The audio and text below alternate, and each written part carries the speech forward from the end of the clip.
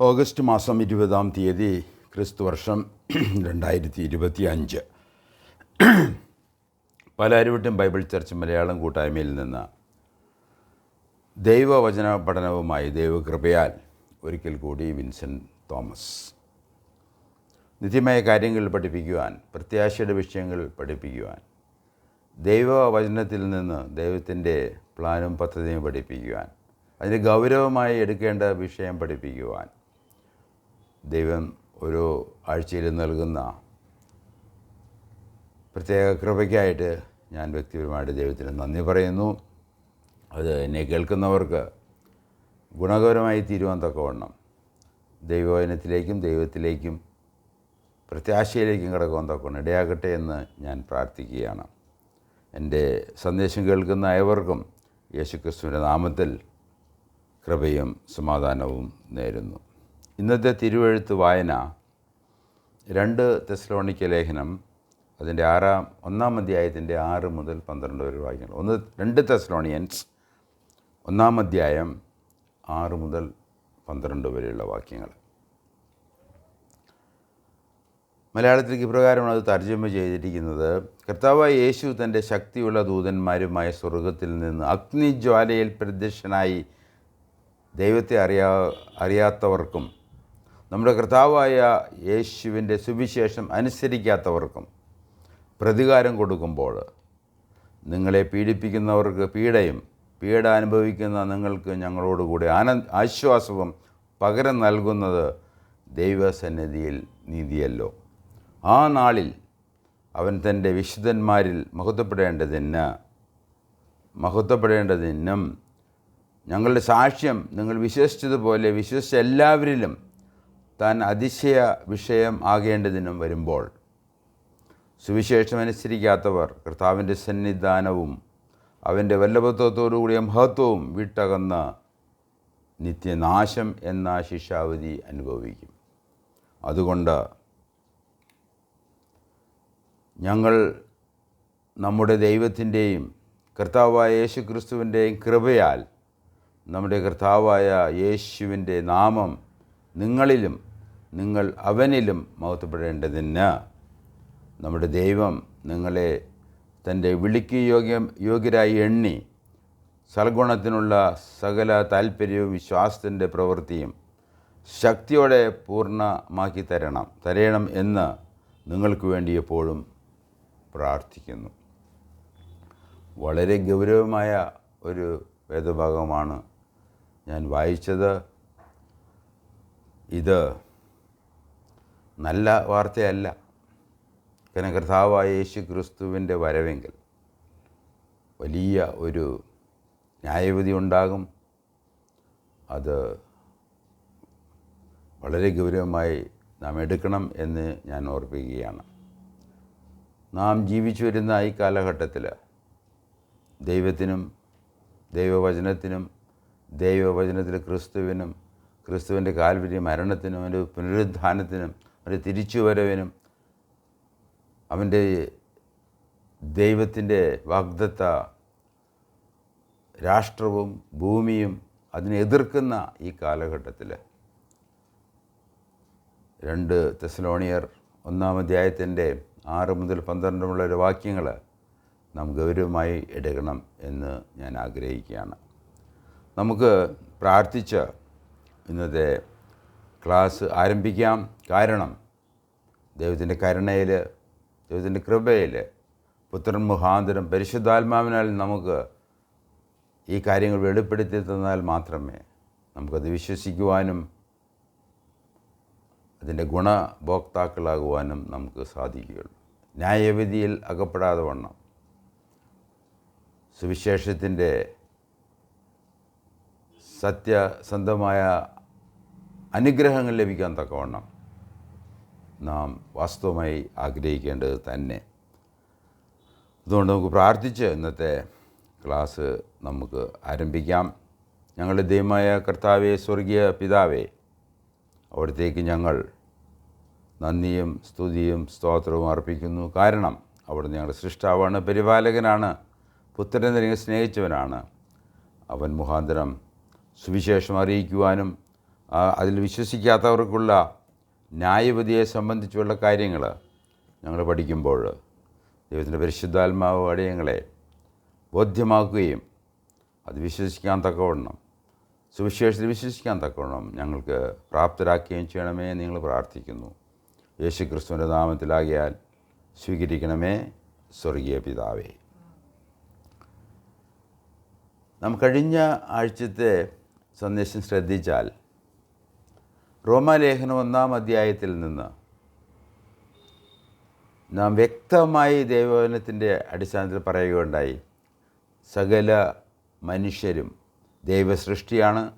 അവർക്ക് ദൈവം താൻ തന്നെക്കുറിച്ചുള്ള ദിവ്യ സ്വഭാവവും അവൻ സൃഷ്ടാവാണ് എന്നും ഉള്ള കാര്യങ്ങൾ ദൈവം തന്നെ അവൻ്റെ മനസ്സാക്ഷിയിൽ അവന് ബോധ്യപ്പെടുത്തിയിട്ടുണ്ട്. അതുകൊണ്ട് ഈ ദൈവത്തെ അറിയാവുന്ന വ്യക്തികളാണ് ദൈവത്തോട് മറുതലിച്ച് അവനെതിരായിട്ട് എതിർപ്പുകളുടെ ഒരു വ്യക്തിയായി മാറുന്നത്. അതിന് നമുക്ക് പല കാരണങ്ങൾ നമുക്ക് പറയാൻ കഴിയും. ഒരു കാരണം ആദാമിൻ്റെ പാപം നിമിത്തം പാപികളായി ജനിക്കുന്നത് കൊണ്ട് ആ പാപ സ്വഭാവത്തിൽ ആ പാപത്തിൻ്റെ വിത്ത് നമ്മളിൽ ഉള്ളത് കൊണ്ട് ആ പാപിയായ മനുഷ്യൻ വിശുദ്ധനായ ദൈവവുമായിട്ട് ഒരു എതിർപ്പ് സ്വാഭാവികമാണ്. എന്നാൽ ദൈവം തന്നെക്കുറിച്ചുള്ള വെളിപ്പാടുകൾ നമുക്ക് മനസ്സാക്ഷിയിൽ നൽകുന്നത് കൊണ്ട് അതിനെക്കുറിച്ച് നമ്മൾ ഉത്തരവാദികളാണ്. ദൈവത്തിൻ്റെ ദിവ്യ സ്വഭാവം, അവൻ്റെ നിത്യശക്തി എല്ലാം അറിയാവുന്ന നാം അവനെ തപ്പി നോക്കി കണ്ടെത്തി അവനിൽ വിശ്വസിച്ച് അവനോട് ബന്ധപ്പെട്ട് അവനുമായിട്ടുള്ള കൂട്ടായ്മയിൽ ജീവിക്കാൻ തന്നെയാണ് ദൈവം ഓരോ വ്യക്തികളെക്കുറിച്ചും ആഗ്രഹിക്കുന്നത്. അതുകൊണ്ട് ദൈവത്തെ അറിയാവുന്നവരാണ് ദൈവത്തെ എതിർക്കുന്നത്. എന്നാൽ നമ്മൾ ഈ വായിച്ച വേദഭാഗത്ത് ദൈവത്തെ അറിയാത്തവർക്ക്, ദൈവത്തെ അറിയാവുന്നവരാണ് എങ്കിൽ അവരെ സംബന്ധിച്ച് വേദസം പറയുന്നവർ അറിയാത്തവരെ പോലെ അവർ ജീവിക്കുന്നു. അവസാനം യേശു ക്രിസ്തുവിൻ്റെ ന്യായവിധിയിൽ അവർ അകപ്പെടുകയാണ്. ഈ എതിർപ്പിന് പല കാരണങ്ങൾ നമ്മൾ കഴിഞ്ഞ ആഴ്ച കണ്ടെത്തി. ഒന്ന്, ദൈവം പരമാധികാരിയാണ്, ദൈവം സൃഷ്ടാവാണ്. ഉൽപ്പത്തി പുസ്തകം 1-ാം അധ്യായത്തിന് 1-ാം അധ്യായത്തിൽ വെളിപ്പാടായിട്ട് നമുക്ക് നൽകിയിരിക്കുന്നത്, ആദിയിൽ ദൈവം ആകാശവും ഭൂമിയും സൃഷ്ടിച്ചു. അവൻ സൃഷ്ടാവ് ആയതുകൊണ്ട് ദൈവത്തിൻ്റെ ശക്തിയും ദിവ്യ സ്വഭാവവും അനുസരിച്ച് അവന് എന്തുണ്ടാക്കണം, എങ്ങനെ ഉണ്ടാക്കണം, ആരെ ഉണ്ടാക്കണം എന്നുള്ള കാര്യങ്ങളിൽ അവൻ പരമാധികാരമുണ്ട്. ആ പരമാധികാരം ഉപയോഗിച്ച് ദൈവം സൃഷ്ടിക്കുകയും കാര്യങ്ങൾ മുന്നോട്ട് പോവുകയും ചെയ്യുന്നത് പാപിയായ മനുഷ്യന് അത് സ്വീകാര്യമല്ല.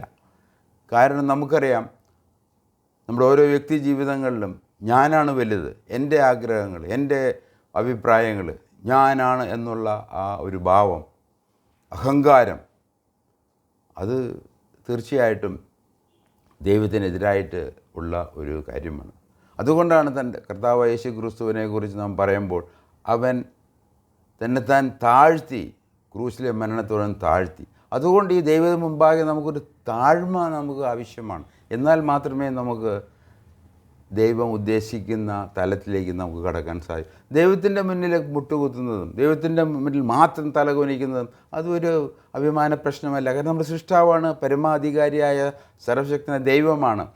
എങ്കിലും നമ്മൾ സർവ്വസാധാരണമായി കാണുന്നത് ഈ ലോകത്തിലെ 200 കോടിയിൽ പരം ക്രൈസ്തവ നാമധേയമുള്ള അവരും അല്ലാത്ത ജാതികളും ചേർന്ന് വളരെ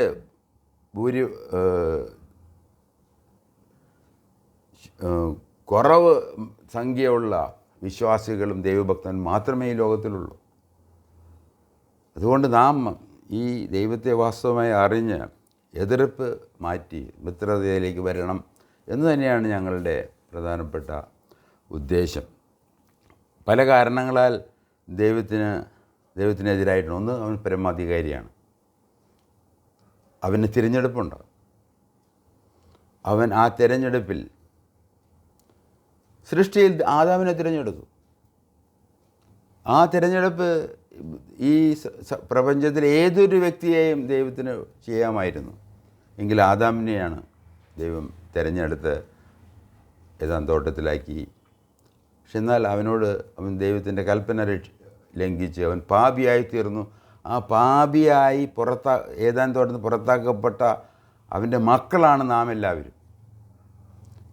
അവർ പാപം ചെയ്തവരും പാപികളും ആയതുകൊണ്ട് ഈ ദൈവത്തോട് സ്വാഭാവികമായിട്ടും ഒരു എതിർപ്പുണ്ട്.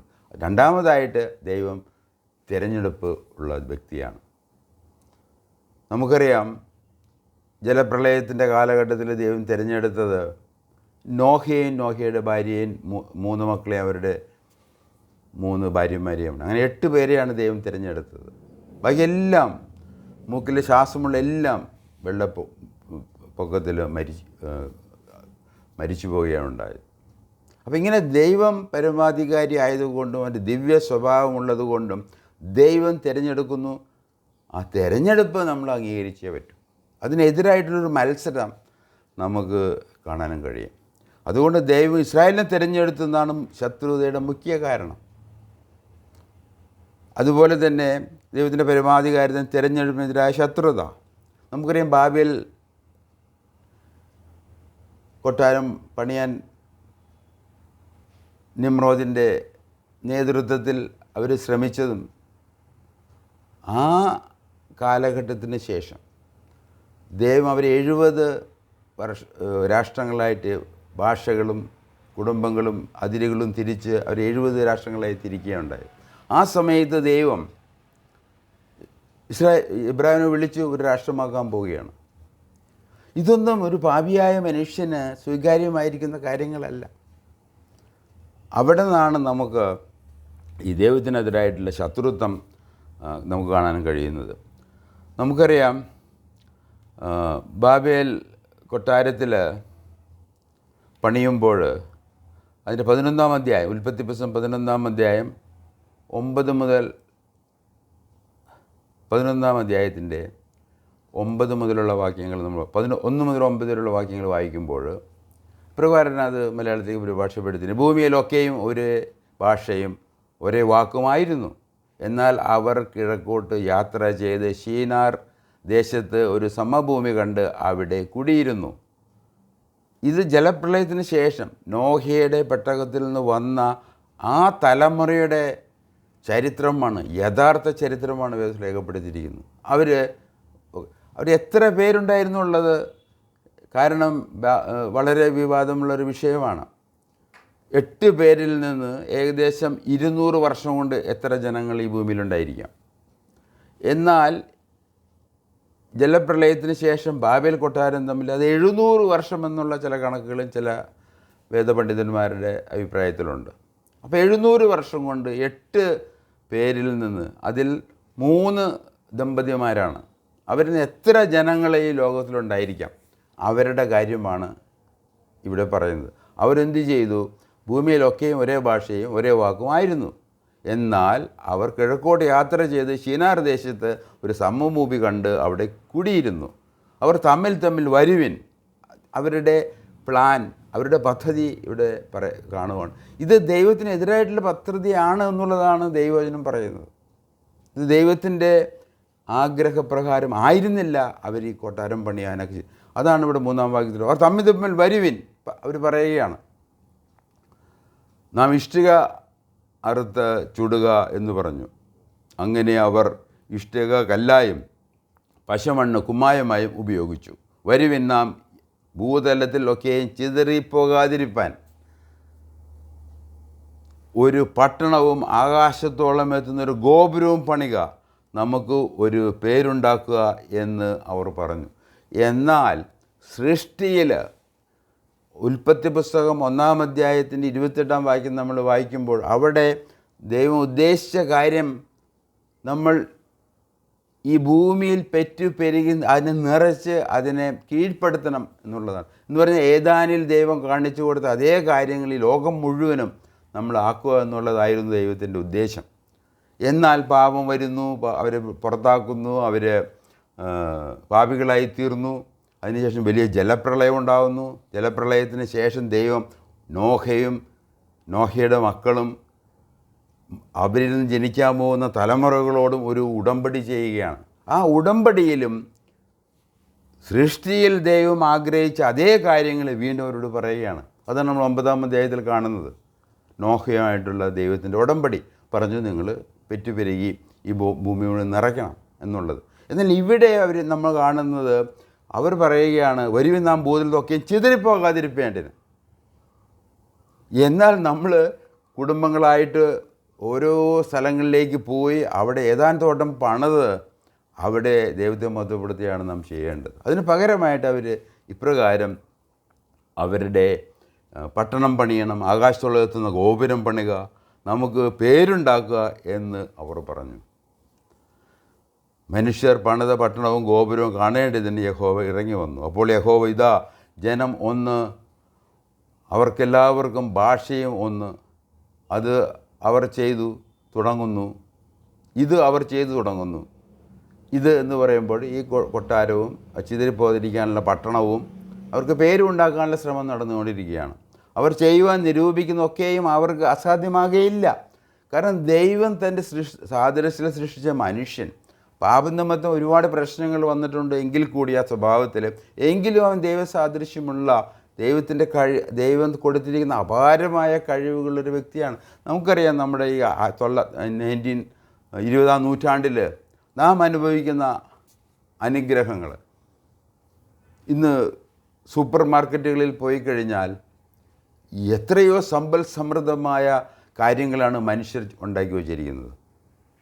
പാപികളായ മനുഷ്യർക്ക് സൂപ്പർ മാർക്കറ്റുകളിൽ പോയി അവർക്ക് ഇഷ്ടമുള്ളത് വാങ്ങിച്ച് അവർക്ക് സന്തോഷമായിട്ട് ജീവിക്കാൻ തക്കവണ്ണം ദൈവം കൃപയാലുവാണ്. എങ്കിലും ഈ ദൈവത്തെ മാറ്റി നിർത്തിക്കൊണ്ടുള്ളൊരു ശ്രമമാണ് എന്നുള്ളതാണ് വിഷയം. എന്നാൽ ദൈവത്തെ അംഗീകരിച്ച് അവനോട് ബന്ധപ്പെട്ട് ഈ കാര്യങ്ങൾ സന്തോഷിക്കണമെന്ന് തന്നെയാണ് ദൈവം ആഗ്രഹിക്കുന്നത്. മനുഷ്യൻ്റെ കഴിവുകൾ അപാരമായ കഴിവുകൾ ദൈവം നമുക്ക് നൽകിയിട്ടുണ്ട്. എന്നാൽ പാപനിമിത്തം പാപികളായ മനുഷ്യർ ദൈവത്തിനെതിരായി പ്രവർത്തിക്കുന്നു എന്നുള്ളത് ദൈവത്തിനും ദൈവവചനത്തിനും എതിരായിട്ടുള്ള ഒരു പ്രവണതയാണ്. അങ്ങനെ ദൈവം പറയണം, അവർ നിരൂപിക്കുന്ന ഒന്നും അവർക്ക് അസാധ്യമാകുകയില്ല. മനുഷ്യന് ഒരുപാട് കഴിവുകളുള്ളത് കൊണ്ട് അവന് സാധിക്കും അത് എന്ന് ദൈവം പറയുകയാണ്. എന്നാൽ അതല്ല ദൈവത്തിൻ്റെ ഉദ്ദേശം. ദൈവത്തിൻ്റെ ഉദ്ദേശം നമ്മൾ മനസ്സിലാക്കി അത് നമ്മൾ സ്വീകരിക്കും. അതവിടെ ഒരു എളിമ കാണിക്കുകയും ചെയ്യേണ്ടത് അത്യാവശ്യമാണ്. 7-ാം വാക്യത്തിൽ, വരുവിൻ നാം ഇറങ്ങിച്ചെന്ന് ദൈവം പറയുകയാണ്, തമ്മിൽ ഭാഷ തിരിച്ചറിയാതിരിപ്പാൻ അവരുടെ ഭാഷ കലക്കിക്കളക എന്ന് അരുളി ചെയ്തു. അങ്ങനെ യഹോവ അവരെ എന്ന് പറയുമ്പോൾ ഈ നോഹയുടെ പെട്ടകത്തിൽ നിന്ന് ഇറങ്ങി വന്ന ആ തലമുറ, അത് എത്ര ആയിരങ്ങളുണ്ടായിരുന്നു എന്നുള്ളതിനെക്കുറിച്ചൊന്നും ഞാൻ കടക്കുന്നില്ല. കാരണം വിവിധ അഭിപ്രായങ്ങളാണ്. എന്നാൽ അവരെല്ലാവരും ദൈവം എന്ത് ചെയ്തു? അവരെ കലക്കി കളഞ്ഞു. അതാണ് ബാബേൽ കൊട്ടാരത്തിൽ നിന്ന്. അങ്ങനെ യഹോവ അവരെ അവിടെ നിന്ന് ഭൂതലം എങ്ങും ചിഹ്നിച്ച് അവർ പട്ടണം പണിയുന്നത് വിട്ടുകളഞ്ഞു. സർവ്വഭൂമിയിലെയും ഭാഷ യഹോവ അവിടെ വെച്ച് കലക്കിക്കളകയാൽ അതിന് ബാബേൽ എന്ന് പേരായി. യഹോവ അവരെ അവിടെ നിന്ന് ഭൂപതലത്തിൽ എങ്ങും ചിഹ്നിച്ചു കളഞ്ഞു. അപ്പോൾ നമ്മൾ ദൈവത്തെ അംഗീകരിക്കാതെ നമ്മുടെ ഇഷ്ടപ്രകാരം ജീവിച്ചാൽ ദൈവം പരമാധികാരി ആയതുകൊണ്ട് ദൈവത്തിൻ്റെ ഇഷ്ടം പോലെ നമ്മളെ കുറിച്ച് ചെയ്യും. അവൻ ചിഹ്നിച്ച് കളയും. അതുമാത്രമല്ല, ന്യായവിധിയിൽ ന്യായം വിധിച്ച് ദൈവത്തോട് മറുതലിക്കുന്ന അവർ പോകുന്ന സ്ഥലത്തേക്ക് നമുക്ക് പോകേണ്ടി വരും. ഇതാണ് ബാബേൽ കൊട്ടാരത്തിൽ നിന്ന്. ആ പശ്ചാത്തലത്തിലാണ് അപ്പോൾ ജലപ്രളയം മുതൽ ബാബേൽ കൊട്ടാരത്തിൽ ദൈവം അവരെ ചിഹ്നിച്ച് കളയുന്ന കാലം വരെയുള്ള അത് 200 മുതൽ 700 വർഷങ്ങളാണ് എന്നൊക്കെയാണ് ചരിത്രകാരന്മാരുടെയും പണ്ഡിതന്മാരുടെയൊക്കെ അഭിപ്രായം. അത് നമുക്ക് ഏറ്റവും വലിയ സംഖ്യ 700 കൂട്ടിക്കഴിഞ്ഞാൽ തന്നെ ആ രാഷ്ട്രങ്ങളെല്ലാം രൂപീകരിക്കപ്പെട്ടതിന് ശേഷമാണ് ആ കാലഘട്ടത്തിലാണ് ദൈവം എബ്രാഹിമിനെ വിളിച്ച് അവനോട് വാഗ്ദാനം ചെയ്യുന്നത്. ഇത് മനുഷ്യർക്ക് അത് സ്വീകാര്യമായിട്ടുള്ള കാര്യമല്ല. അതുകൊണ്ട് ദൈവത്തോട് എതിർക്കുകയാണ്. അപ്പോൾ ദൈവമായിരിക്കുന്നു എന്നുകൊണ്ട് അറിഞ്ഞിട്ടും അവനെതിരായിട്ട്, ദൈവത്തിൻ്റെ തിരഞ്ഞെടുപ്പുകൾക്ക് എതിര്, അവൻ്റെ പദ്ധതികൾക്ക് എതിര്, അതാണ് ഇന്ന് ലോകത്തിൽ നാം കാണുന്നത്.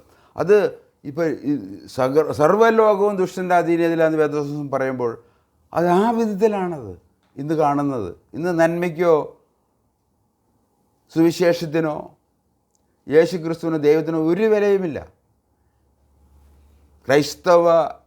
ഒരു കാലത്ത് ക്രൈസ്തവ രാജ്യങ്ങളായിരുന്ന യൂറോപ്യൻ രാജ്യങ്ങളും അവരുടെ നേതാക്കന്മാരും ഇന്ന് അവരുടെ പൂർവികരുടെ വേദപുസ്തകത്തിലെ ദൈവത്തെ മാറ്റി നിർത്തി അവർ ഇന്ന് അന്യദൈവങ്ങളുടെ പിന്നാലെ പോവുകയാണ്.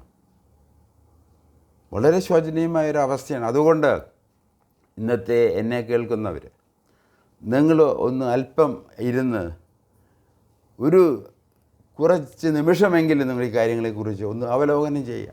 തീർച്ചയായിട്ടും ദൈവത്തിൻ്റെ പരിശുദ്ധാത്മാവ് നിങ്ങളെ സഹായിക്കുമെന്നുള്ള യാതൊരു സംശയമില്ല. എവിടെ ദൈവത്തിലേക്ക് ആകർഷിക്കപ്പെട്ട വ്യക്തിയുണ്ട് എങ്കിൽ ദൈവത്തെ അറിയാനും തപ്പി നോക്കി കണ്ടെത്താനും അറിയുന്ന വ്യക്തികൾക്ക് ദൈവം സമീപസ്ഥൻ തന്നെയാണ്. നിങ്ങളത് പരിഗണിക്കണം എന്ന് ഞാൻ നിങ്ങളോട് വിനീതമായി അഭ്യർത്ഥിക്കുകയാണ്. അങ്ങനെ ബാബേലിലെ 70 രാഷ്ട്രങ്ങളായി ഭാഗം ചെയ്തു. അത് എൻ്റെ കാരണങ്ങൾ നമ്മൾ വായിച്ചു. എന്നാൽ ആ സമയത്ത് ദൈവം അബ്രാഹാമിനെ വിളിച്ചു, തിരഞ്ഞെടുത്തു.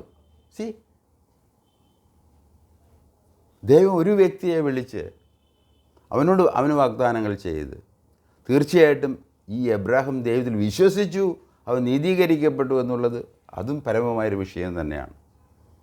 He believed in God and his faith was counted as righteousness എന്നാണ് ഇംഗ്ലീഷിൽ പരിഭാഷപ്പെടുത്തിയിരിക്കുന്നത്. അതാണ് അബ്രാഹത്തിനെ കുറിച്ച് നമുക്ക് വേദപുസ്തകത്തിൽ നിന്നറിയാവുന്ന കാര്യം. എന്നാൽ ദൈവം അവനെ വിളിച്ച് അവനെ വേർതിരിച്ചു. നമുക്കറിയാം 12-ാം അധ്യായം ഉൽപ്പത്തി പുസ്തകം 12 മുതൽ 3 വരെയുള്ള വാക്യങ്ങൾ. ദൈവം അവനെ വിളിച്ചു, അവനെ തിരഞ്ഞെടുത്തു, അവൻ വാഗ്ദാനങ്ങൾ നൽകി. 15-ാം അധ്യായത്തിലേക്ക് വരുമ്പോൾ ഉൽപ്പത്തി പുസ്തകം 7-ാം വാക്യത്തിൽ ഇപ്രകാരം എഴുതുന്ന, വാഗ്ദത്ത ദേശത്തെ അവകാശമായി തരുവാൻ യഹോവ കൽദയരുടെ രാജ്യമായ ഊറിൽ നിന്ന് യഹോവ അവനെ വിളിച്ചു കൊണ്ടുവന്നു പറഞ്ഞിരിക്കുന്നത്. അവന് കൂട്ടിക്കൊണ്ടുവന്നു. ഒരു സുഹൃത്തിനെ കൊണ്ടുവരുന്നത് പോലെ ദൈവം എബ്രാഹിമിനെ ഊറിൽ നിന്ന് വിളിച്ച് അവനെ ഹാരാനിൽ കൊണ്ടുവരുന്നു. അതിനുശേഷം കാനാൻ ദേശം അവന് വാഗ്ദാനമായി നൽകുന്നു. ഇതെല്ലാം ദൈവത്തിൻ്റെ തിരഞ്ഞെടുപ്പിൻ്റെ കാര്യങ്ങളാണ്. അതിനുശേഷം അബ്രാഹാമിൻ്റെ സന്തതി 400 വർഷം പ്രവാസികളായിരിക്കുമെന്ന് ഉൽപ്പത്തി പുസ്തകം 15-ാം അധ്യായത്തിൽ. അത് ഉടമ്പടിയുടെ അധ്യായമാണ്. ഈ അബ്രാഹുമായിട്ട് ദൈവം അവനും അവൻ്റെ ഇസ്ഹാക്കിലുള്ള സന്തതിയുമായിട്ട് സാറായിൽ അടുത്ത വർഷം ജനിക്കാൻ പോകുന്ന ഇസ്ഹാക്കിൽ അവന് സാവധാന സന്തതി അവന് ഈ സ്ഥലം അവകാശമായി കൊടുക്കുകയാണ്. എന്നാൽ അവർ 400 വർഷം അവിടെ ഒരു വേറെ അവരറിയാത്ത ഭാഷ സംസാരിക്കുന്ന ഒരു സ്ഥലത്ത് അവർ അടിമകളായിരിക്കും എന്ന്, അത് 400 വർഷം ആയിരിക്കുമെന്നും വേദപുസ്തകം പറയുന്നുണ്ട്. അങ്ങനെ അബ്രാഹാമിൻ്റെ സന്തതി 400 വർഷം പ്രവാസികളായിരിക്കും. ഉൽപ്പത്തി പുസ്തകം 15-ാം അധ്യായം 13-ാം വാക്യം. 400 വർഷം അടിമത്തത്തിലായിരുന്നു. ഇതാരായിരുന്നു ഈജിപ്തിലെ അടിമകൾ? ഇഷ്മായിലായ ആണോ യാക്കോബിൻ്റെ മക്കളാണോ? ഇതാണ് വിഷയം. ഇസ്രായേൽ മക്കളാണ് അവർ. 70 പേര്. ഇസ്ഹാക്ക്, അതിനുശേഷം യാക്കോബിൽ 12 ഗോത്രപിതാക്കന്മാർ, അവരുടെ മക്കൾ ചേർന്ന് 70 പേരാണ് അവിടേക്ക് പോയത്. അത് ഇഷ്മായിലാർ ഇല്ല. നമ്മൾ മനസ്സിലാക്കേണ്ട വിഷയമാണ്. അതുകൊണ്ട് ഈ ഇസ്രായേലിനെ ദൈവത്തിൻ്റെ വാഗ്ദത്ത രാഷ്ട്രത്തെ, വാഗ്ദത്ത സന്തതിയെ, അവരുടെ പാരമ്പര്യ മക്കളെ നമ്മൾ തിരിച്ചറിയേണ്ടത് നമുക്ക് ആവശ്യമാണ്. ഇത് ഞാൻ പറഞ്ഞുണ്ടാക്കുന്ന കഥയല്ല, ഇത് വേദപുസ്തകത്തിലുള്ള കഥയാണ്, ചരിത്രമാണ്, ചരിത്ര വസ്തുതയാണ്. അങ്ങനെ 400 വർഷം അടിമത്തത്തിലായിരുന്നു. ഇഷ്മായേൽ അല്ലായിരുന്നു. ഇഷ്മായിലിൻ്റെ മക്കളും എല്ലാം അവിടെ പോയത്.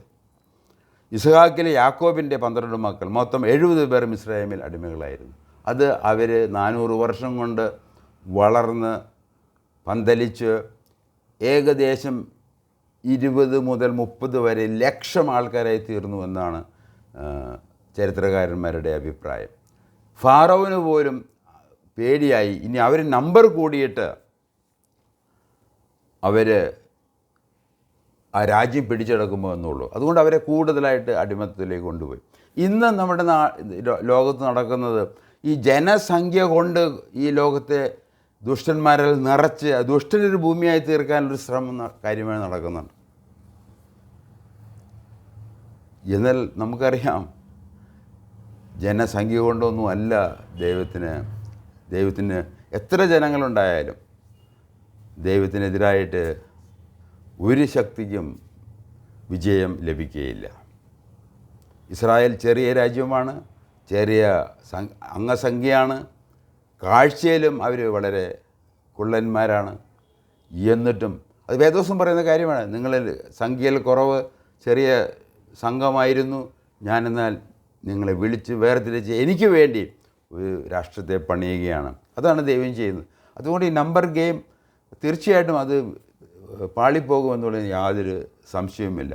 കാരണം സർവശക്തനായ ദൈവം തൻ്റെ പുത്രനെ അയച്ച് ഈ കാര്യങ്ങളെല്ലാം ക്രമീകരിക്കുന്ന കാര്യങ്ങൾക്ക് വേണ്ടി ഇന്ന് ഈ ലോകം അതിനു വേണ്ടിയുള്ള സ്റ്റേജ് സെറ്റിംഗ് എന്ന് പറയും. ശരിയായിട്ടുള്ള ഡ്രാമ നടക്കാൻ പോകുന്നേയുള്ളൂ. Stage is being set. ശരിയായിട്ടുള്ള കാണുന്നതിന് ശരിയായിട്ടുള്ള ചരിത്രം വെളിപ്പെടുത്തേണ്ടതിന് സമയം അടുത്ത് വന്നിരിക്കുകയാണ്. അങ്ങനെ ഉൽപ്പത്തി പുസ്തകം 15-ാം അധ്യായം 18 മുതൽ 21 വാക്യങ്ങൾ നമ്മൾ വായിക്കുമ്പോൾ വാഗ്ദത്ത ദേശത്തിൻ്റെ അതിരുകൾ നിശ്ചയിച്ച് അബ്രാഹാമിൻ്റെ സന്തതിക്ക് വാഗ്ദാനം ചെയ്തു. നിങ്ങൾ ഉൽപ്പത്തി പുസ്തകം വായിച്ചാലും 15-ാം അധ്യായം 12-ാം അധ്യായം വായിച്ചാലും 15, 16, 17 ഒക്കെ വായിക്കും. നിങ്ങൾക്കറിയാം, നിങ്ങൾക്ക് തീർച്ചയായിട്ടും ദൈവത്തമ്പുരാൻ വെളിപ്പെടുത്തി തരും എന്താണ് ഈ ഇസ്രായേലിൻ്റെ ചരിത്രം, ദൈവത്തിൻ്റെ തിരഞ്ഞെടുപ്പ് എപ്രകാരമാണ് എന്നുള്ള കാര്യങ്ങൾ. അപ്പോൾ അങ്ങനെ അതിരുകളോട് കൂടിയ ഒരു സ്ഥലം ദൈവം അവർക്ക് വാഗ്ദാനം കൊടുത്തിരിക്കുക. അത് ദൈവം, പരമാധികാരിയായ ദൈവം അത് അപ്രകാരം വാഗ്ദാനം ചെയ്ത് അത് തീർച്ചയായിട്ടും സംഭവിക്കുമെന്നുള്ളത് അതാണ് ക്രിസ്തീയ ഉറപ്പ്. കാരണം ദൈവവും ദൈവത്തിൻ്റെ വചനവും അത് സത്യമാണ്, അത് തീർച്ചയായിട്ടും നടക്കും.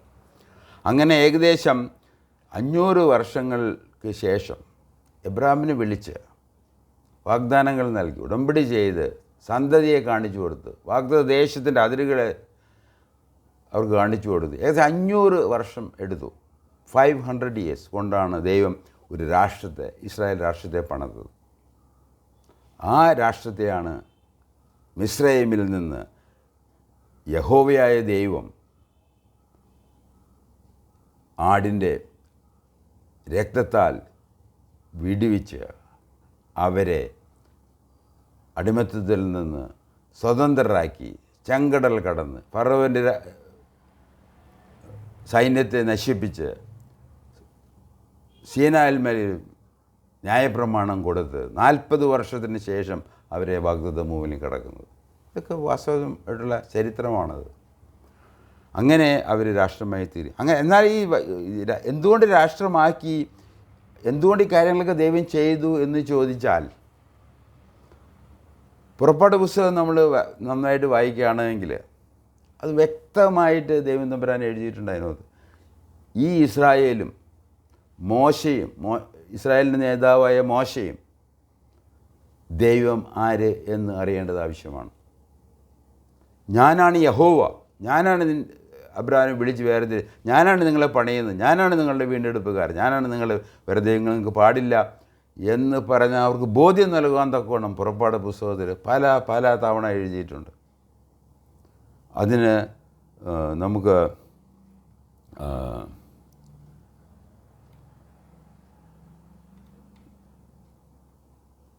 പുറപ്പാട് പുസ്തകം വായിക്കുമ്പോൾ അത് നമുക്ക് ഇപ്രകാരമാണ്. അത് അതിൻ്റെ 5-ാം അധ്യായത്തിൻ്റെ 2-ാം വാക്യത്തിലും 7-ാം അധ്യായത്തിൻ്റെ 5-ാം വാക്യത്തിലും ഞാൻ യഹോവ എന്ന് മിസ്രൈമർ അറിയും. മിസ്രൈം എന്ന് പറഞ്ഞാൽ ഈജിപ്തിൽ അന്നത്തെ ജനം, ഫറവോൻ്റെ കീഴിലുള്ള ആ ജനവും അവർ സംസാരിക്കുന്ന ആ ഭാഷ, ഈജിപ്ഷ്യൻ ഭാഷ, ആ രാഷ്ട്രം, അതിൻ്റെ നേതാവായിരുന്നു ഫാറോ. അവർ ദൈവത്തെ അറിയണം, സാക്ഷാൽ ദൈവമായിരുന്നു. ഞാൻ യഹോവ എന്ന് അവരറിയണം. അതുകൊണ്ടാണ് പുറപ്പാട് പുസ്തകത്തിൽ അവിടെ ചെയ്ത എല്ലാ കാര്യവും അവരയച്ചതും അതിനു വേണ്ടി തന്നെയാണ്. 400 വർഷത്തെ അടിമത്തിന് അയച്ചതും ആ കാര്യത്തിന് വേണ്ടി തന്നെയാണ്. അതുകൊണ്ട് പുറപ്പാട് 6-ന്റെ 7-ലും 16-ന്റെ 6-ലും നമുക്കറിയാം, ഞാൻ യഹോവയെന്ന് ഇസ്രായേലിൽ അറിയണം.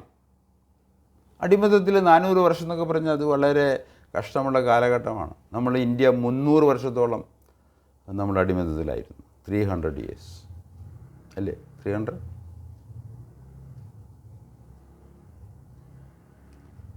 300 വർഷം ആണ് എൻ്റെ കണക്ക്, ഞാൻ തെറ്റായിരിക്കാം, ക്ഷമിക്കണം. അപ്പോൾ അതുകൊണ്ട് ആ സമയത്ത് ഈ അടിമത്തത്തിൽ നമുക്ക് സ്വാതന്ത്ര്യമില്ല, ദൈവത്തെ മറന്നു പോകാനും ദൈവം ആരാണെന്നും ഈ കഷ്ടപ്പാടുകളുടെ മധ്യത്തിൽ ദൈവത്തെ മറക്കാനൊക്കെ സാധ്യതയുണ്ട്. അതുകൊണ്ട് ഇസ്രായേലിനും അവർ ദൈവം ഇടപെട്ട് അവർക്ക് ഞാൻ യഹോവയാണ്, ഞാനാണ് എബ്രാഹിമിനെ വിളിച്ചത്, ഞാനാണ് നിങ്ങളുടെ ദൈവമെന്ന് അവർക്ക് കാണിച്ചു കൊടുത്തു. അതുപോലെ തന്നെ പുറപ്പാട് പുസ്തകം 7-ാം അധ്യായത്തിൻ്റെ 17-ാം വാക്യത്തിൽ ഇസ്രായേലിൻ്റെ നേതാവായ മോശയ്ക്കും ദൈവം കാണിച്ചു കൊടുത്ത് ഞാനാണ് യഹോവ, ഞാനാണ് എബ്രാഹിം തിരഞ്ഞെടുത്ത്, ഞാനാണ് ഇസ്രായേലിൻ്റെ ഉടയവൻ, മോശയെ നിന്നെ ഞാൻ വിളിച്ചത് ഞാനാണ്. അതുകൊണ്ട് അവിടെ പുറപ്പാട് പുസ്തകം വായിച്ചു കഴിഞ്ഞാൽ സാക്ഷാൽ ദൈവം ആര് എന്ന് നമുക്ക് മനസ്സിലാക്കാൻ കഴിയും. അതുപോലെ തന്നെ അതിനകത്ത് മിസ്രൈമ്യർ അറിയുന്നു, ഇസ്രായേൽ അറിയുന്നു, ഫാറോവൻ അറിയുന്നു. ഫാറോവൻ ആരാണ് സാക്ഷാൽ ദൈവം എന്ന് ഇവിടെ പറയുകയാണ്. മോശയെ ദൈവം മുൾപ്പടപ്പിൽ പ്രത്യക്ഷപ്പെടുന്നു, അവനോട് പറയുന്നു, അവനെ തൻ്റെ ജനത്തെ വിടുവിക്കാൻ തക്കവണ്ണം ഫറവൻ്റെ അടുത്തേക്ക് അയക്കുന്നു. ഫറവൻ ചെന്ന് പറയുമ്പോൾ ഫറവൻ പറയും, I don't know the load, I don't know Yahweh, എന്തുകൊണ്ട് ഞാൻ അവൻ അനുസരിക്കണം, ഞാൻ അനുസരിക്കുകയില്ല, ഞാൻ നിങ്ങളെ വിട്ടയക്കില്ല എന്ന് പറയുന്നു. എന്നാൽ ശരിക്കും നമ്മൾ വേദപുസ്തകം പരിശോധിച്ച് ഇവർക്കെല്ലാവർക്കും തന്നെ ഇവരെല്ലാം പെട്ടകത്തിൽ നിന്ന് വന്നവരാണ്. എല്ലാവരും പെട്ടകത്തിന് വരാനുള്ള കാരണം ജലപ്രളയം, അത് ദൈവം കൊണ്ടുവന്നതാണെന്നും അതിനുശേഷം ബാബേൽ കൊട്ടാരത്തിലുള്ള കാര്യം ഇവർക്കെല്ലാം അറിയാവുന്ന കാര്യങ്ങളാണ്. എന്നാൽ അവർ യഹോവയെ മാറ്റി നിർത്തി അവരുടേതായ ദൈവങ്ങളെ ഉണ്ടാക്കി. നമുക്കൊരു ഈജിപ്ഷ്യൻ ചരിത്രം ഭരിച്ചു കഴിഞ്ഞാൽ അവിടെ എത്രയോ വിഗ്രഹാരാധികളുടെ കൂട്ടമായിരുന്നു അവർ. അപ്പം അങ്ങനെ ഇതെല്ലാം ദൈവം ചെയ്യുന്നത് താൻ ആര് എന്ന് മനസ്സിലാക്കി നമ്മൾ അവരിലേക്ക് തിരിയണം എന്നുള്ളത് തന്നെയാണ്. അങ്ങനെ നമ്മൾ തിരിയുന്നില്ല എങ്കിൽ അവിടെയാണ് നമ്മൾ 2 തെസ്സലോനിയർ 1-ാം അധ്യായത്തിൻ്റെ 6 മുതൽ 12 വരെയുള്ള വാക്യങ്ങൾ വായിക്കാനിടയായത്. ദൈവം തരുന്ന അവസരങ്ങൾ, ദൈവം തരുന്ന കരുണയ്ക്കൊത്തവണ്ണം അവൻ്റെ സ്നേഹത്തിൽ നമ്മൾ എത്രയോ കാര്യങ്ങൾ അനുഭവിക്കുകയാണ്. എങ്കിലും നാം ദൈവത്തിലേക്ക് മറുതലിച്ച് ദൈവത്തിനെതിരായിട്ട് നമ്മൾ ജീവിക്കുമ്പോൾ അതിനൊരു അന്ത്യമുണ്ട്. അതാണ് നമ്മൾ 2 തെസ്സലോനിക്ക ലേഖനത്തിൽ എഴുതിയിരിക്കുന്നത്. അത് ഇതേ കാര്യം തന്നെ പുതിയ നിയമത്തിൽ റോമാലേഖനം 1-ാം അധ്യായത്തിൻ്റെ 28-ാം അധ്യായത്തിൽ എഴുതിയിട്ടുണ്ട്. റോമാലേഖനം അതിൻ്റെ 1-ാം അധ്യായത്തിൻ്റെ 28-ാം വാക്യത്തിൽ ഇപ്രകാരം എഴുതിയിരിക്കുന്നത്, ദൈവത്തെ അറിഞ്ഞിട്ട് അവരെന്ത് ചെയ്തു, അവർ ദൈവത്തെ മഹത്വപ്പെടുത്തുകയോ നന്ദി കാണിക്കുകയോ ചെയ്യാതെ. അതുകൊണ്ട് ദൈവം അവരെന്ത് ചെയ്തു, ദൈവത്തെ പരിജ്ഞാനത്തിൽ ധരിപ്പാൻ ഇഷ്ടമില്ലാത്തതിന് തക്കവണ്ണം ദൈവം അവരെ ഉചിതമല്ലാത്തത് ചെയ്യുവാൻ നികൃഷ്ടബുദ്ധി ഏൽപ്പിച്ചു. നമ്മൾ നമ്മുടെ ലോകത്തിൽ കാണുന്ന കാര്യങ്ങളാണ്, നികൃഷ്ട ബുദ്ധിയിൽ ചെയ്യുന്ന കാര്യങ്ങളാണ് നമ്മളിന്ന് കാണുന്നത്. ദൈവത്തെ അറിഞ്ഞ് ആ അറിവിലുള്ള കാര്യങ്ങളെല്ലാം നടക്കുന്നത്. അതും വലിയ പ്രമാണികളായിട്ടുള്ള നേതാക്കന്മാർ, ഓസ്ട്രേലിയയുടെ പ്രൈം മിനിസ്റ്റർ, കാനഡ, ഇംഗ്ലണ്ടിൽ നടക്കുന്ന കാര്യങ്ങൾ നോക്കും, ഫ്രാൻസിൽ നടക്കുന്ന കാര്യം. ഒരു കാലത്ത് ദൈവത്തെ മഹത്വപ്പെടുത്തുന്ന രാജ്യങ്ങളായിരുന്നു. ഇന്ന് എന്താണ് അവിടെ നടക്കുന്നത്? നികൃഷ്ട ബുദ്ധിയിൽ അവർ ചെയ്യുന്ന കാര്യങ്ങളാണ്. അതുപോലെ തന്നെ 2 തെസ്സലോനിയർ നമ്മൾ വായിച്ച വേദഭാഗം നോക്കുമ്പോൾ അവിടെ പറയുന്നത് 6-7 വാക്യത്തിൽ 2 തെസ്സലോനിയൻസ് 1-ാം അധ്യായത്തിൻ്റെ 6-7 വാക്യങ്ങൾ, കർത്താവായ യേശു തൻ്റെ ശക്തിയുള്ള ദൂതന്മാരുമായി സ്വർഗത്തിൽ നിന്ന് അഗ്നിജ്വാലയിൽ പ്രത്യക്ഷനായി ദൈവത്തെ അറിയാത്തവർക്കും നമ്മുടെ കർത്താവായ യേശു ക്രിസ്തുവിൻ്റെ സുവിശേഷം അനുസരിക്കാത്തവർക്കും പ്രതികാരം കൊടുക്കുമ്പോൾ, അത് വളരെ ശക്തമായൊരു വാക്കാണ്. പ്രതികാരം ചെയ്യാം. ദൈവം, സർവശക്തനായ ദൈവം ഈ ലോകത്തെ വാക്യന പറഞ്ഞുണ്ടായി. ആ ദൈവത്തിനെതിരായിട്ടുള്ള മനുഷ്യർക്കെതിരായിട്ട് പ്രതികാരം ചെയ്യാൻ പോവുകയാണ്. ഇത് വളരെ ഭീകരമായ ഒരു വിഷയമാണ്. ഇത് പഠിപ്പിക്കുന്ന എനിക്ക് പോലും അത് വളരെ ഭയാനകമായി തോന്നുകയാണ്. അതിൻ്റെ ആ ഭയത്തിൽ നിന്ന് മാറി ദൈവമായിട്ട് രമ്യപ്പെടുക, സാക്ഷാൽ ദൈവത്തിലേക്ക് തിരിയുക എന്നുള്ളത് ഉചിതമായ ഏറ്റവും റീസണബിളായിട്ടുള്ള ഒരു അഭിപ്രായമാണ്. തീർച്ചയായിട്ടും നിങ്ങളത് ചെയ്യണം എന്ന് ഞാൻ ആഗ്രഹിക്കുകയാണ്. അപ്പോൾ അങ്ങനെ റോമാലേഖനത്തിൽ ഉചിതമല്ലാത്തത് ചെയ്യാൻ ഏൽപ്പിച്ചു കൊടുക്കപ്പെട്ട മനുഷ്യരുടെ കൂട്ടത്തിലാണ് നാം ജീവിക്കുന്നത്. 2 തെസ്സലോനിക്കർ 1-ാം അധ്യായത്തിന് 6-7 വാക്യത്തിൽ നാം നോക്കുമ്പോൾ ദൈവത്തെ അറിയാത്തവർക്കും കർത്താവായ യേശു ക്രിസ്തുവിൻ്റെ സുവിശേഷം അനുസരിക്കാത്തവർക്കും പ്രതികാരം ചെയ്യാൻ പോവുകയാണ്. ഞാൻ പ്രതികാരം ചെയ്യാൻ ആളല്ല. എന്നോട് സുവിശേഷം പറയാനേ പറഞ്ഞിട്ടുള്ളൂ. എന്നാൽ അതിൻ്റെ മറുവശമാണ് ഇവിടെ പറയുന്നത്. സുവിശേഷം എന്ന് പറഞ്ഞാൽ നല്ല വാർത്തയാണ്. കർത്താവ് യേശു ക്രിസ്തു വിശ്വസിക്കുക, നീ നിന്റെ കുടുംബം രക്ഷപ്രാപിക്കും. ശിക്ഷയിൽ നിന്നുള്ള മോചനം, ദൈവത്തിൻ്റെ പ്രതികാരത്തിൽ നിന്നുള്ള നമുക്ക് മോചനം, അത് തീർച്ചയായിട്ടും നല്ല വാർത്തയാണ്. അതാണ് സുവിശേഷം. എന്നാൽ അത് അറിഞ്ഞിട്ടും അറിയാത്തവരായിട്ട് ജീവിക്കുന്നവർക്ക്, എതിരാളികളായിട്ട് ജീവിക്കുന്നവർക്ക് അത് വളരെ വിഷമകരമായ ഒരു കാര്യമായിരിക്കുമെന്ന് ഓർപ്പിക്കുകയാണ്. അപ്പോൾ ഇങ്ങനെ നമ്മൾ വേദപുസ്തക ചരിത്രം നോക്കിക്കഴിഞ്ഞാൽ ദൈവവും തൻ്റെ വെളിപ്പാട് നിറഞ്ഞു നിൽക്കുകയാണ്. എന്നാൽ നമ്മൾ AD 300 തൊട്ടൊക്കെ നോക്കിക്കഴിഞ്ഞാൽ ഒരുപാട് ദൈവങ്ങൾ വന്നിരിക്കുക. അതിനെ പിൻപറ്റുന്ന ജനലക്ഷങ്ങൾ, കോടികൾ. എന്നാൽ AD 300 ശേഷമാണ് സാത്താൻ ദൈവത്തിന് വേറെ നാമമിട്ടത്. അതുവരെ ദൈവം ആരാണ് എന്ന് നമ്മൾ വേദപുസ്തകം വായിക്കുമ്പോൾ ദൈവത്തിൻ്റെ പേരുകൾ, ടൈറ്റിൽസ് എന്ന് പറയും. ഒരുപാട് ടൈറ്റിൽസ് വഴിയാണ് ദൈവം തന്നെക്കുറിച്ച് നമുക്ക് വെളിപ്പെടുത്തി തന്നിരിക്കുന്നത്. ദൈവം അനുവദിച്ചാൽ നമുക്ക് വേറൊരു ക്ലാസ്സിൽ അതിനെക്കുറിച്ച് പഠിക്കാവുന്നതാണ്. എന്നാൽ AD 300 ശേഷം പുതിയ ദൈവങ്ങളെ സാത്താൻ കൊണ്ടുവരികയാണ്. അവരെ അനുസരിക്കുന്ന, അവർക്ക് വേണ്ടി ജീവിതം കളയാൻ, മരിക്കാൻ തന്നെ തയ്യാറായിരിക്കുന്ന ഒരു ജനക്കൂട്ടം, കോടികളാണത്. ഈ സാഹചര്യങ്ങളിൽ ദൈവത്തിൻ്റെ സുവിശേഷവും അതിൻ്റെ മറുഭാഗവും അത് പഠിപ്പിക്കുക എന്നുള്ളത് അത് ഉചിതമാണ് എന്ന് ഞാൻ വിചാരിക്കുകയാണ്. ഭയാനകമാണ് എങ്കിൽ കൂടി അതിൻ്റെ ഒരു നല്ല വശമുണ്ട്. നമ്മൾ സാക്ഷാൽ ദൈവത്തിലേക്ക് തിരിഞ്ഞ് യേശു ക്രിസ്തുവിൽ വിശ്വസിച്ച് ദൈവമായിട്ട് അടുത്ത് നിത്യതയ്ക്ക് വേണ്ടിയുള്ള ഉറപ്പ് ദൈവം നമുക്ക് നൽകുമാറാകട്ടെ. ഇസ്രായേലിൻ്റെ ദൈവം മാറ്റമില്ലാത്ത യഹോവ തന്നെ, അവനാണ് സാക്ഷാൽ ദൈവം. എന്നാൽ ദൈവത്തെക്കുറിച്ച് പുതിയ നിയമത്തിൽ നമ്മൾ പഠിക്കുമ്പോൾ അതേ ദൈവം തന്നെക്കുറിച്ചുള്ള ഒരുപാട് വെളിപാടുകൾ സഭയ്ക്ക് നൽകിയിട്ടുണ്ട്. ഒരുപാട് വെളിപ്പാടുകൾ, അതിലും അത്ഭുതകരമായിട്ടുള്ള വെളിപ്പാടുകളാണ്. പഴയ നിയമത്തിൽ ദൈവം തന്നെ ഇസ്രായേലിന് വെളിപ്പെടുത്തി. എന്നാൽ ആ ദൈവം തന്നെ തൻ്റെ മശിഹായെ അയച്ച് ദൈവത്തെ കൂടുതലായിട്ട് നമുക്ക് വെളിപ്പെടുത്തി തന്നിരിക്കുകയാണ്. അതൊക്കെ ഗംഭീരമായ വിഷയങ്ങളാണ്. അങ്ങനെ അതൊക്കെ നമ്മൾ പഠിക്കുമ്പോഴാണ് ഈ ദൈവത്തെ നമുക്ക് കൂടുതലായിട്ട് അറിയാനും അവനോട് അടുക്കുവാനും അവനോടുള്ള സ്നേഹബന്ധത്തിൽ തുടരാനും നമുക്ക് കഴിയുന്നത്. അതിന് ദൈവം നമ്മളെ സഹായിക്കട്ടെ എന്ന് ഞാൻ പ്രാർത്ഥിക്കുകയാണ്. അതുകൊണ്ട് ഈ ഇസ്രായേലിൻ്റെ ദൈവം മാറ്റമില്ലാത്ത യഹോവ തന്നെ, അല്ലാതെ വേറൊരു ദൈവമില്ല എന്നുകൂടി പറഞ്ഞ് നമുക്ക് പ്രാർത്ഥിച്ച് ഇന്നത്തെ ക്ലാസ് അവസാനിപ്പിക്കാം. ഞങ്ങളുടെ ദൈവമായ കർത്താവേ, സ്വർഗീയ പിതാവേ, അവിടുന്ന് ദൈവമാണ്, സൃഷ്ടാവാണ്. തൻ്റെ വെളിപ്പാടുകൾ ഞങ്ങൾക്ക് എഴുതി തന്ന ദൈവമാണ്. അത് വായിച്ച് മനസ്സിലാക്കി ദൈവത്തിലേക്ക് തിരിഞ്ഞ് മനസ്സാന്തരവും യേശുവിൻ്റെ വിശ്വാസവും ഞങ്ങൾക്ക് നൽകുവാൻ തക്കണം അവിടുന്ന് പ്രസാദിക്കണമേ എന്ന് അടിയങ്ങൾ അപേക്ഷിക്കുന്നു. യേശു ക്രിസ്തുവിൻ്റെ നാമത്തിലാകിയാൽ സ്വീകരിക്കണമേ സ്വർഗീയ പിതാവേ. നിങ്ങൾ കേട്ടതിന് നന്ദി. ദൈവം അനുവദിച്ചാൽ അടുത്ത ആഴ്ച കാണാം, കേൾക്കാം, തുടരാം.